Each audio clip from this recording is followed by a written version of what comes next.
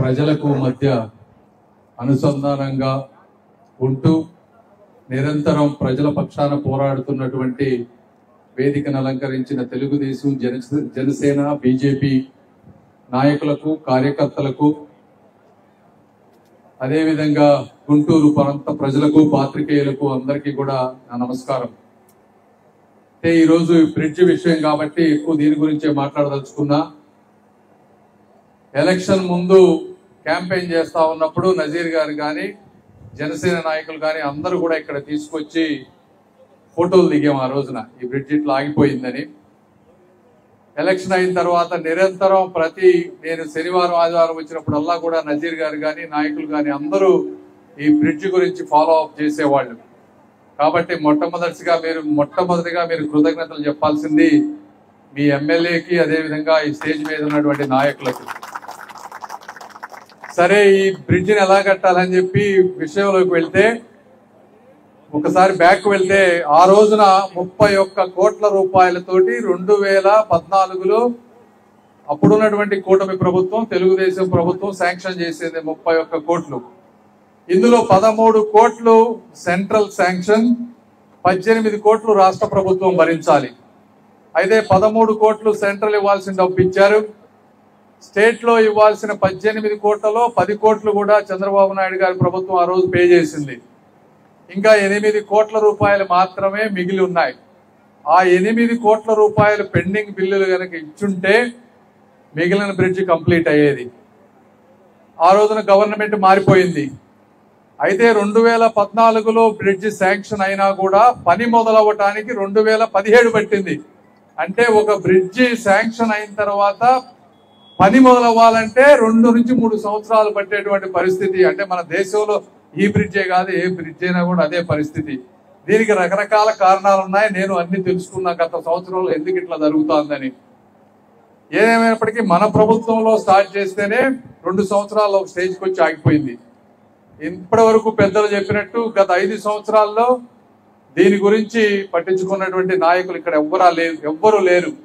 MLA కానీ జయదేవ్ గారు వారు చెప్పినట్టు, జయదేవ్ గారు మన ప్రాంత ఎంపీ అయినా కూడా ఇక్కడ ప్రభుత్వం వేరే ప్రభుత్వం ఉంది. అక్కడ ఆ రోజున సహకారం లేనటువంటి పరిస్థితి. సో ఆయన కూడా ఏమీ చేయలేనటువంటి పరిస్థితి. మరి ఇక్కడ అయోధ్య రామిరెడ్డి గారు ఉన్నారు. జగన్మోహన్ రెడ్డి గారికి అత్యంత ఆప్తులు, బాగా డబ్బు ఉంది, ఢిల్లీలో పలుకుబడి ఉంది. అయినా కూడా ఈ ప్రాంతం మీద అంతగా ఎందుకో మరి ఆయన ఆలోచించలేకపోయారు. ఏదేమైనప్పటికీ వచ్చిన తర్వాత సెంట్రల్ గవర్నమెంట్ రైల్వే బోర్డుకి వెళ్ళి, సార్ మొట్టమొదటిగా మనం ఈ ప్రాజెక్టు ఏది చేయాలన్నా కూడా 10 కోట్ల రూపాయలు పాత కాంట్రాక్టర్కి ఇస్తే తప్పించి అసలు మనం వర్క్ స్టార్ట్ చేయలేము, ఎందుకంటే అతను అడ్డుపడతాడు, కోర్టులో కేసు వేస్తారు కొత్తగా ఇది చేయాలంటే. అంటే మీ స్టేట్ దగ్గర 10 కోట్ల రూపాయలు కూడా డబ్బు లేదా అని అడిగారు. 10 కోట్లు కూడా లేవు అని చెప్పి రాష్ట్ర ప్రభుత్వం నుంచి మా స్టేట్ దగ్గర 10 కోట్ల రూపాయలు కూడా మేము ఇవ్వలేమని మీ ప్రభుత్వం నుంచి ఒక లెటర్ రాసి తీసుకురమ్మన్నారు మొట్టమొదటిగా. జనరల్ గా ఏ ప్రభుత్వం కూడా అలాంటి లెటర్లు రాయలేదు కూడా, 10 కోట్లు లేవని చెప్పలేము. అయినప్పటికీ కూడా ఆర్ఎండ్బి అధికారుల దగ్గరికి వెళ్ళి కూర్చొని మనసు చంపుకోనైనా సరే లెటర్ రాశాం మొట్టమొదటిగా. లెటర్ రాసిన తర్వాత రెండోది, రైల్వే బోర్డులో ఇటువంటి సిస్టమే లేదు. అంటే స్టేటు సెంట్రల్ 50-50 అనుకొని ఒక బ్రిడ్జి స్టార్ట్ అయిన తర్వాత బ్రిడ్జి కట్టడానికి డబ్బులు లేవని చెప్పి ఆగిపోతే మిగిలిన డబ్బు రైల్వే వాళ్ళు చేసే మెకానిజమే లేదంట వాళ్ళ దగ్గర. మరి మెకానిజం లేకపోతే ఎలా? మినిస్టర్ల దగ్గర కూర్చొని, సార్ ప్రతిదీ కూడా ఎక్కడో అక్కడ స్టార్ట్ అవుతుంది, మా దరిద్రం ఇక్కడ ఆంధ్రప్రదేశ్లో ఇలాంటి వాటితో స్టార్ట్ అవ్వాల్సి వస్తుంది, దయచేసి ఇది చేయకపోతే ఇక్కడ ట్రాఫిక్ ఎంత ఉంది, ఈ ప్రాంతంలో ఫోటోలన్నీ తీసాం, ఇక్కడ అన్ని పిచ్చి మొక్కలు మెరిగి ఒక పొలం లాగా తయారైంది, ఫోటోలన్నీ తీపిచ్చి, సార్ ఇది గుంటూరు నడిబొడ్డున మొక్కలు మెలిచి ఈ విధంగా ఉంటే మీరు ఇక్కడ సెంటర్ లో మీరున్నారు, మీకు చెడ్డ పేరు వస్తుంది, మేము వచ్చాం మాకు చెడ్డ పేరు వస్తుంది, ఎంతో కొంత మీరు పెద్ద మనసుతోటి కొద్ది గొప్ప ఎక్సెప్షన్స్ తీసుకొని ఇది చేస్తే అవుతుంది అంటే వాళ్ళు సహకరించి ముందు 10 కోట్లు వాళ్ళకి పాత బిల్లులు పే చేసిన తర్వాత మళ్ళీ ఫ్రెష్ గా దీని ఎస్టిమేట్స్ ఇంజనీర్లు అందరూ కూర్చొని ఎస్టిమేట్స్ వేస్తే ఇప్పుడు మళ్ళీ 36.9 కోట్లు అంటే 37 కోట్ల రూపాయలు ఫ్రెష్ గా అయింది. ఆ రోజు ఆ 10 కోట్లు ఇస్తే ప్రాజెక్ట్ అయిపోయేది, ఇబ్బంది ఉండేది కాదు. మళ్ళీ ఈ రోజు 40 కోట్లు, దాదాపు 37 కోట్ల రూపాయలు ఫ్రెష్ గా డబ్బులు పెట్టి ఈ రోజున ఇలాంటి చేయాల్సినటువంటి పరిస్థితి. ఒకటి ప్రాజెక్టు శాంక్షన్ చేయించడం ఒక పని అయితే, అంతకు ముందు ఎంత వర్క్ ఉందో దీన్ని శంకుస్థాపన చేయడానికి కూడా మళ్ళీ అంతే వర్క్ పని పడుతుందని నేను కూడా తెలుసుకున్నా. కాంట్రాక్టర్లు టెండర్లు పిలవాలి, కాంట్రాక్టర్ టెక్నికల్ ఎవాల్యుయేషన్ చేయాలి, వాళ్ళ ఫైనాన్షియల్ ఎవాల్యుయేషన్ చేయాలి, వాళ్ళ దగ్గర బ్యాంక్ గ్యారంటీలు తీసుకోవాలి, అదేవిధంగా డీటెయిల్డ్ మళ్ళీ స్ట్రక్చరల్ డ్రాయింగ్స్ కావాలి ఇంజనీర్లు. ఇవన్నీ చేయాలంటే ఎందుకు 2 సంవత్సరాలు పడుతుంది అని చూస్తే ఇవన్నీ చేస్తే 2 సంవత్సరాలు పడుతుంది. అయితే యుద్ధ ప్రాతిపదికన ఢిల్లీలో ఉన్నటువంటి మా టీం కానీ ఇక్కడ ఉన్నటువంటి టీం కానీ కూర్చొని దీన్ని 6 నెలలకు తీసుకొచ్చాం. 2 సంవత్సరాల దాన్ని 6 నెలలకు తీసుకొచ్చి ఈరోజు శంకుస్థాపన చేయాలన్నాం. కాంట్రాక్టర్ని మన కాంట్రాక్టర్ ఫైనలైజ్ అయిన వెంటనే కాంట్రాక్టర్కి ఫోన్ చేశా, నాకు మీరు వర్క్ ఎప్పుడు స్టార్ట్ చేస్తారంటే ఆయన నేను ఒక 4 రోజులు అమెరికా వెళ్తున్నా సార్, అమెరికా వెళ్ళి వచ్చాక వర్క్ మొదలు పెడతానన్నాడు. నువ్వు అమెరికా వెళ్ళిపోతే మేమందరం ఏం చేయాలి? 4 రోజులు నువ్వు చేస్తావా పని, మీ ఇంజనీర్లు పంపించు వర్క్ మొదలు పెట్టంటే నిన్న లెటర్ ఆఫ్ యాక్సెప్టెన్స్ తీసుకొని డిపార్ట్మెంట్ దగ్గర నుంచి ఈ రోజు ఎట్టి పరిస్థితుల్లో శంకుస్థాపన చేశాం. శంకుస్థాపన చేయాలంటే కూడా రైల్వే బోర్డు పర్మిషన్ కావాలని మొట్టమొదటిసారిగా నేను తెలుసుకున్నా. ఈ శంకుస్థాపన చేయడానికి మళ్ళీ రైల్వే బోర్డు వాళ్ళ దగ్గరికి పోయి గత వారం రోజులు మా వాళ్ళు పనిచేస్తే ఈ రోజున ఇవన్నీ శాంక్షన్ అయినాయి. ఇవన్నీ ఎందుకు చెప్తా ఉన్నామంటే ఒక కార్యక్రమం ఫినిష్ అవ్వాలంటే నాకు ఒక్కోసారి చూస్తే భయం వేస్తా ఉంది. దేశంలో ఈ విధంగా అయితే మన ప్రాజెక్టులు ఎలా ముందుకు వెళ్తాం అనేటువంటి భయం కూడా ఉంది నాకు వాస్తవంగా. కాబట్టి ఏదేమైనప్పటికీ ఈ కార్యక్రమంలో ఇంత బాగా నిరంతరం మీ గురించి పనిచేస్తున్నటువంటి మా ఢిల్లీ స్టాఫ్ మెంబర్స్ కి, ఆంధ్ర స్టాఫ్ మెంబర్స్ అందరికీ కూడా మీరందరూ ఒక్కసారి చప్పట్లు కొట్టి కరతాళ ధ్వనులతో అభినందనలు తెలపాలి. రెండోది, ఈ బ్రిడ్జిని ఎట్టి పరిస్థితుల్లో 8 నుంచి 12 నెలల లోపు కంప్లీట్ చేసి ఈ ఈస్ట్ ప్రాంతానికి అంకితం చేస్తాం.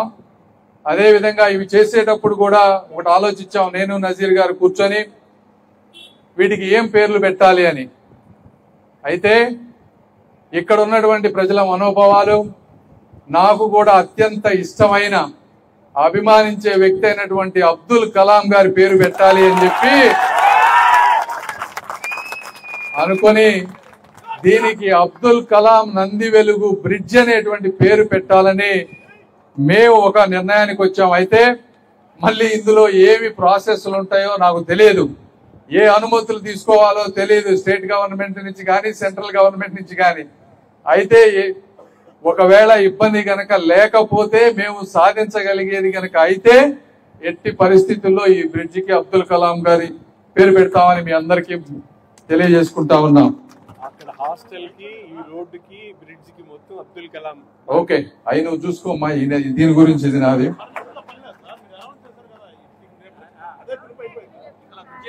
అంటే గవర్నమెంట్ తెలియకుండా చేయకూడదు కాబట్టి ఇది మా అభిమతం, మా ఎమ్మెల్యే గారిది కానీ మాది కానీ, చంద్రబాబు నాయుడు. అసలు అబ్దుల్ కలాం గారిని చేసిన వ్యక్తే చంద్రబాబు నాయుడు గారు, చేసిన ప్రభుత్వం ఆ రోజున బీజేపీ ప్రభుత్వం. కాబట్టి ఇది అందరూ కూడా ఆ వ్యక్తి ఆశయాలతో పెరిగినటువంటి వ్యక్తి కాబట్టి ఎవరు అభ్యంతరం చెప్పరు అని చెప్పి నేను అనుకుంటా ఉన్నా. కాబట్టి జరుగుతుంది. అదేవిధంగా మీరు ఈ రోజు సరే ఈ బ్రిడ్జిని ఇవన్నీ పనులన్నీ జరిగిపోతాయి, మీరేమి ఇబ్బంది పడక్కర్లేదు. మిగిలిన బ్రిడ్జిలన్నీ కూడా ఈ ప్రాసెస్ ప్రకారం ఒకదాని తర్వాత ఒకటి అవుతుంది. అదేవిధంగా అక్కడ ఇన్నర్ రింగ్ రోడ్ ఆగిపోయింది, అది కూడా 6 సంవత్సరాల నుంచి ఇన్నర్ రింగ్ రోడ్ ఆగిపోయింది. ఇన్నర్ రింగ్ రోడ్ అక్కడ ఆగిపోతే అక్కడ కొంతమంది పాపం పేదలు ఇళ్ళు వేసుకొని ఉన్నారు. ఆ ఇళ్లు తీయాలంటే బాధాకరం. వాళ్ళు ఎంతో 1,00,000, 2 లక్షలు వాళ్ళ అప్పులు చేసి పాపం ఇళ్లు కట్టుకొని ఉన్నారు. అవన్నీ తీయకపోతే రోడ్డు పడదు. వాటిని కూడా అక్కడ ఉన్నటువంటి బోర్ల రామాంజనేయులు గారు, అదేవిధంగా మున్సిపల్ కమిషనర్ శ్రీనివాసులు గారు, మేయర్ గారు అందరూ కూర్చొని వాళ్ళకి నష్టపరిహారం 6 కోట్ల రూపాయల దాకా పెట్టి అవన్నీ కూడా తీపిచ్చి మళ్ళీ సిఆర్డిఏకి వెళ్ళి అక్కడ సిఆర్డిఏలో అమరావతి ప్రాంతం కింద ఇన్నర్ రింగ్ రోడ్డును చూపించి 48 కోట్ల రూపాయలు అక్కడ కూడా చంద్రబాబు నాయుడు గారిని అదేవిధంగా నారాయణ గారిని ఒప్పించి నిన్న టెండర్ పిలిపించాం 48 కోట్ల ఇన్నర్ రింగ్ రోడ్డుది కూడా. సో ఈ విధంగా మీకు ఎక్కడైతే స్టేట్ లో అవసరమైతే స్టేట్, సెంట్రల్ అవసరమైతే సెంట్రల్ తో మాట్లాడి రోడ్ ఇన్ఫ్రాస్ట్రక్చర్ అంతా కూడా వచ్చే 3-4 సంవత్సరాల్లో పూర్తిగా ఈ గుంటూరు ప్రాంతంలో మళ్ళీ సమస్య లేకుండా చేసే బాధ్యత కూటమి ప్రభుత్వం తీసుకుంటుంది అని మీ అందరికీ తెలియజేస్తా ఉన్నా. అదే విధంగా ఇప్పుడు 1 సంవత్సరం సుపరిపాలన, దీనిని సుపరిపాలన అనేదానికన్నా సూపర్ పాలన అనాలి. ఎందుకంటే గత సంవత్సరంలో ఎక్కడా లేని విధంగా ఇండియా మొత్తం ఎక్కడ ఏ రాష్ట్రంలో కూడా 2000 రూపాయల కంటే ఎక్కువ పింఛన్ లేదు. మనం 4000 ఇస్తా ఉన్నాం. ప్రతి ఇంట్లో ఉన్న ప్రతి బిడ్డకి తల్లికి వందనం ఇస్తా ఉన్నారు. రాష్ట్రానికి ఇంత భారమైనా కూడా ఈ విధంగా మనం ఈ రోజు చంద్రబాబు నాయుడు గారు సంక్షేమం చేస్తూ అభివృద్ధికి ఈ రోజున బడ్జెట్ ఇచ్చేటువంటి పరిస్థితి. ఇక్కడ చూసుకుంటే పేదవాళ్ళు వెళ్ళేటువంటి గవర్నమెంట్ హాస్పిటల్ ని మేము వచ్చినప్పటికీ లిఫ్ట్లు పనిచేసేవి కాదు, ఏసీలు పనిచేసేవి కాదు, సిటీ స్కాన్లు పనిచేసేవి కాదు, ఎక్స్రేలకి ల్యాబ్ టెస్టులకి బయటలకు పంపించే వాళ్ళు. ఆ హాస్పిటల్కి పోతే వాసన వచ్చేది. డాక్టర్లు, నర్సులు ఒక్కోసారి స్టాఫ్ పనికి సరిగా పనిచేసేవాళ్ళు కాదు. అవన్నీ ఫిక్స్ చేశాం. లేని ఎక్విప్మెంట్ కోట్ల రూపాయలతో తీసుకొచ్చాం. ఆగిపోయిన భవనాలు సిఎస్ఆర్ ద్వారా రకరకాల పెద్ద మనుషులు పెట్టుకొని వీళ్ళందరినీ కూడా తీసుకొని వచ్చి అది బాగు చేశాం. మంగళగిరి ఎయిమ్స్ లో పేషెంట్లు పెరుగుతా ఉంటే అక్కడ సెంట్రల్ గవర్నమెంట్ తో మాట్లాడి సంవత్సరానికి 150 కోట్ల రూపాయలు అడిషనల్ గా శాంక్షన్ చేసి ఒక 500 పోస్టులు డాక్టర్లు, నర్సులు అన్ని తీసుకొచ్చి ఈ రోజున మంగళగిరిలో అద్భుతంగా ఎయిమ్స్ చేస్తా ఉన్నాం. ఈ విధంగా చూస్తే అదే విధంగా వాటర్ సప్లై, ఈ గోరంట్ల ప్రాంతంలో ఉన్నటువంటి వాటర్ ప్రాబ్లం చాలా వరకు తీర్చాం. 380 కోట్ల రూపాయలు పెట్టి అమృత పథకం తీసుకొచ్చి ఇప్పుడు ఉన్న వాటర్ తో పాటుగా మిగిలిన బ్యాకప్ వాటర్ అంతా కూడా గుంటూరు ప్రాంత ప్రజలకు వచ్చే 20-30 సంవత్సరాలకు ఇబ్బంది లేకుండా వాటర్ స్కీమ్ కూడా తీసుకొచ్చాం. ఇవన్నీ అయిపోయిన తర్వాత నెక్స్ట్ ఈ ప్రాంతంలో ఉన్నటువంటి parks, walking tracks, schools, BC, SC, ST, minority hostels, ఇంకా శానిటేషన్ మీద అన్నిటినీ కూడా వర్క్ చేయబోతా ఉన్నాం. శానిటేషన్ గురించి ఒకసారి చెప్పాలి. ఇక్కడ ఉన్నటువంటి కమిషనర్ గారు, మేయర్ గారు, డిప్యూటీ మేయర్ గారు, అదేవిధంగా కార్పొరేటర్లు అందరినీ కూడా మనం అభినందించాలి. చంద్రబాబు నాయుడు గారు ఐవీఆర్ఎస్ చేసిన, మోదీ గారు ఐవీఆర్ఎస్ చేసిన, ఆఖరికి అమెరికా వాళ్ళు ఐవీఆర్ఎస్ చేసిన గుంటూరే మొదటి ప్రాంతంలో వస్తుంది. అయితే మనకు వచ్చిన మార్కులు, మనం హైయెస్ట్ లో ఉన్నా మనకు వచ్చిన మార్కులు 65%. గుంటూరు ప్రాంతంలో 95% మార్కులు రావాలి. ఇంకా ఇంప్రూవ్ చేయాలి మనం. డెఫినెట్ గా ఇక్కడ ఉన్నటువంటి వాళ్ళందరూ కూడా అధికారులు, కార్పొరేటర్లు, ఎమ్మెల్యేలు, నాయకులు అందరూ కలిసి ఈ ప్రాంతాన్ని అద్భుత నగరంగా చేస్తూ ఎక్కడున్నా గుంటూరు గురించి మాట్లాడే విధంగా చేస్తానని మీ అందరికీ ఇంకొకసారి నేను మనస్ఫూర్తిగా తెలియజేసుకుంటా ఉన్నా. అదేవిధంగా ఇక్కడ ముస్లిం సోదరులు ఉన్నారు కాబట్టి ఆఖరిగా 2 విషయాలు మాట్లాడి నేను ముగిస్తా. చాలా మంది ముస్లిం సోదరులు అందరూ కూడా వైఎస్ రాజశేఖర రెడ్డి గారు అంటే కొంత అభిమానం ఉంది. ఎందుకంటే 4% ఆ రోజు రిజర్వేషన్లు ఇచ్చారు అనేటువంటిది. నేను ఒకటే చెప్తా ఉన్నా, 4% రిజర్వేషన్లు మీ అందరికి వచ్చినాయా అని అడుగుతా ఉన్నా. ఎవరికన్నా వచ్చినాయా? రాలేదు. ఎందుకంటే రిజర్వేషన్లు అనేది సుప్రీంకోర్టులో ఉండేటువంటి విషయం. అది ఆయనకి కూడా తెలుసు, రాజశేఖర రెడ్డి గారికి. ఏదో ఆయన పేరు చెప్పి ఇచ్చేస్తే ఆయన చరిత్రలో ఉంటారు, కోర్టులో తనుకుంటారు అనేటువంటి ఉద్దేశంతో ఆ రోజు చేశారు తప్పించి దానివల్ల వాస్తవంగా ఏమీ జరగలేదని కూడా మీ అందరికి నేను తెలియజేస్తా ఉన్నా. గత 5 సంవత్సరాల్లో ఈ ప్రాంతంలో ఒక డ్రైనేజ్ కానీ, ఒక రోడ్డు కానీ ప్రాపర్ గా చేసిన దాఖలాలు లేవు. అదేవిధంగా మీరు చూస్తా ఉంటే ఈ రోజు జగన్మోహన్ రెడ్డి గారి పరిపాలన చూస్తా ఉంటే గత 5 సంవత్సరాల్లో చేసినటువంటి గంజాయి విచ్చలవిడితనం, రౌడీయిజం, చీప్ లిక్కర్ ఇవన్నీ చేసి 11 సీట్లు ఇస్తే ఏదో తప్పు చేసావు, మన ఎంత ఎందుకు ఓడించారని తెలుసుకొని మార్చుకోకుండా మళ్ళీ రప్ప రప్ప రప్ప అనుకుంటా వచ్చారు. ఆ రప్ప రప్ప రప్ప చేసే మీకు 11 సీట్లు ఇచ్చారు. నేను ఒకటే చెప్తా ఉన్నా అందరికీ, మీ పిల్లలు ఒక రౌడీగానో, ఒక గంజాయి అమ్మేవాడిగానో, లేకపోతే రప్ప రప్ప సంస్కృతిలో పెరగాలని మీరు అనుకుంటున్నారా అని అడుగుతా ఉన్నా. నేను గాని ఒక సామాన్య మధ్య తరగతి వాళ్ళు ఎవరైనా సరే వాళ్ళ పిల్లలు రాష్ట్రం గర్వించే విధంగా, దేశం గర్వించే విధంగా, రాజ్యాంగం గర్వించే విధంగా ప్రజల మన్నలు పొందాలనుకుంటారు కానీ ఇలా రౌడీ సమాజంలోకి వెళ్లాలని ఎవ్వరు అనుకోరు. జగన్మోహన్ రెడ్డి గారు ఇప్పుడైనా సరే అలాంటి భాషను గాని అలాంటి సంస్కృతిని గాని ప్రోత్సహించొద్దు. అలాంటి ప్రోత్సహిస్తే పాపం పిల్లల కుర్రవాళ్ళు 15, 16, 17 సంవత్సరాల వయసులో ఆ ఉద్రేకంలో నిజమే అనుకొని కొంతమంది తప్పుబాట పట్టేటువంటి అవకాశం ఉంది. కాబట్టి అలాంటి సంస్కృతికి మీరు పరిష్కారం శాశ్వతంగా చరమగీతం పాడాలని కోరుకుంటూ ఈ విషయాల్ని ప్రజల్లోకి నిరంతరం తీసుకువెళ్లి గత 5 సంవత్సరాల పరిపాలన గుర్తు చేయాలని కోరుకుంటూ మరొకసారి మీ అందరికీ కూడా మనస్ఫూర్తిగా అభినందనలు తెలుపుకుంటూ సెలవు తీసుకుంటున్నాను. Thank you.